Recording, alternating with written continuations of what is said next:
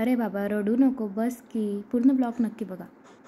Hi friends, welcome आहे सर्वांचं दिव्यांजली kitchen चॅनलमध्ये. आणि कशा आहात तुम्ही? मजेतच राहा, मी पण मजेत आहे. मी काय बनवत आहे ते तर तुम्हाला समजलं असेल. सांगा तर बरं मी काय बनवत आहे. जाऊ दे एवढं टेन्शन नका घेऊ, मीच सांगते तुम्हाला मी काय बनवत आहे. तर मी आज बनवत आहे टमाट्याची चटणी.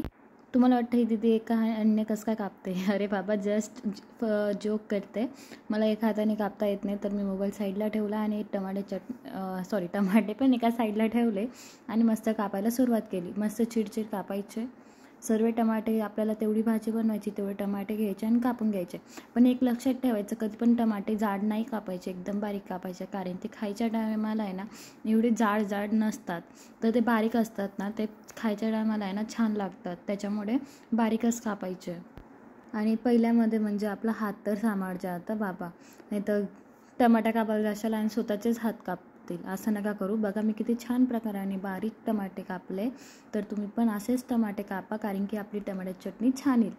तर चला आपण कुठे रेसिपी सुरू करायची की नाही? येस या नो कमेंट करा. मला माहिती आहे तुम्ही इथं बोलू नाही शकणार, तर कमेंट करा.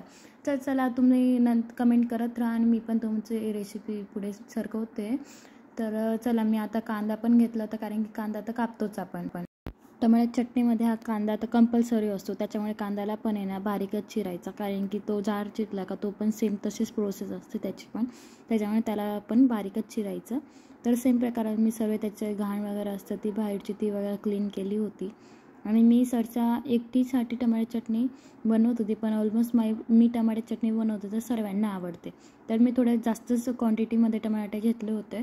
तर मी एकच कांदा टाकत होते, कारण की कांदा मोठा होता त्याच्यामुळे.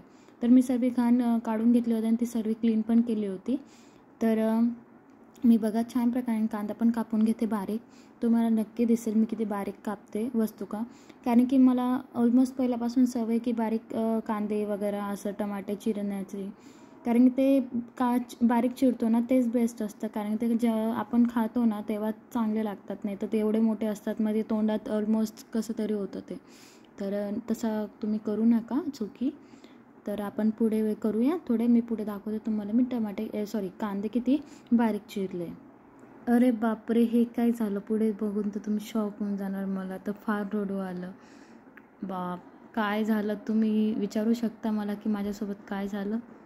अरे बाबा काही नाही झालं, नुसते कांदे कापले तर मला खूप रडू येतं. म्हणजे मी स्वतः नाही रडत, मला कांदेच खूप रडवतात. मला खूप नफरत आहे कांद्यांसोबत, खूप रडवतात ते मला. आय हेट कांदा. चला जोक बाजूला ठेवा आणि आपला ब्लॉग पुढे करूया. तर मी कांदे वगैरे चिरून तर झाले होते. आता मला करायचं होतं जिरं आणि लसूण कुटायचे होते.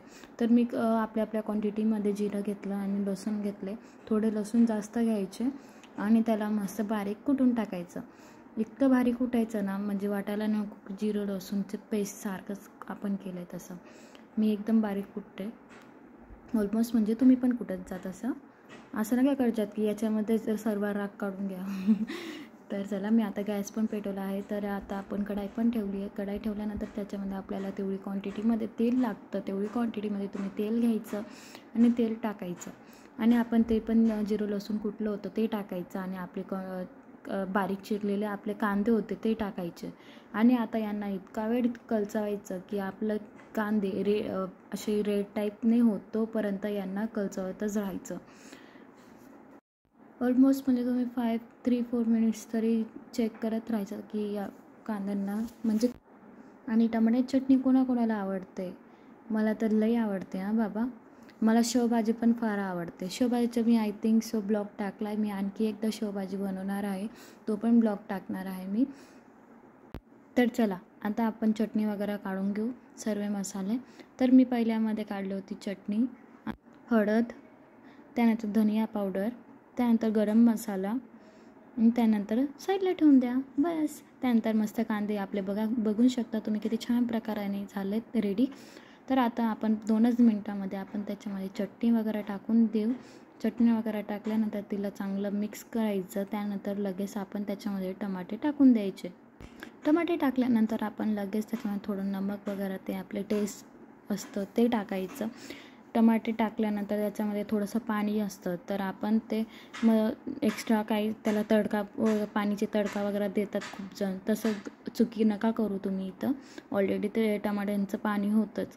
तर आपण छान प्रकाराने मसाल्यामध्ये टमाटे मिक्स करून घेणार आहोत. मिक्स केल्यानंतर यांना खूप वेळासाठी असंच शिजू द्यायचं, कारण की ते टमाटे लगेच होत नाही, तर त्याच्यामुळे त्यांना खूप वेळ लागतो. तुम्ही असेच राहू द्या. त्याच्यामुळे कधी पण टमाटे बारीक चिरायचे, कारण की ते लवकर रेडी होतात. तर मी खूप 15 मिनिट 10-1 मिनटं मी राहू देते असंच. नमक बघू शकता मी टाकलं आहे. आता मी इथंच सोडून देणार आहे आणि 5-5 मिनटात तुम्ही चेक करत राहायचं आणि मिक्स करत राहायचं. तुम्ही पुढे बघू शकता. आणि तुम्हाला आठवण आली का टमाट्यावरून एक सॉन्ग? आहा टमाटर बडे मज़ेदार, वाह टमाटर बड़े मज़ेदार, टमाटर बड़े मज़ेदार, वाह टमाटर बड़े मज़ेदार, एक दिन इसको चूहे ने काटा. चला चला पुढे चला, आपण आपली रेसिपी पुढे चालली आहे. आपण नंतर बोलूया. तर एकदम मस्त आपली टमाट्याची चटणी रेडी झाली होती आणि मी त्याच्यावरती मस्त ग्रीन धनिया टाकला होता. बघू शकता किती छान आलं आहे. तर आता नक्की लाईक आणि सबस्क्राईब करा आणि बाय, आणि भेटूया नेक्स्ट ब्लॉगला. Miss you.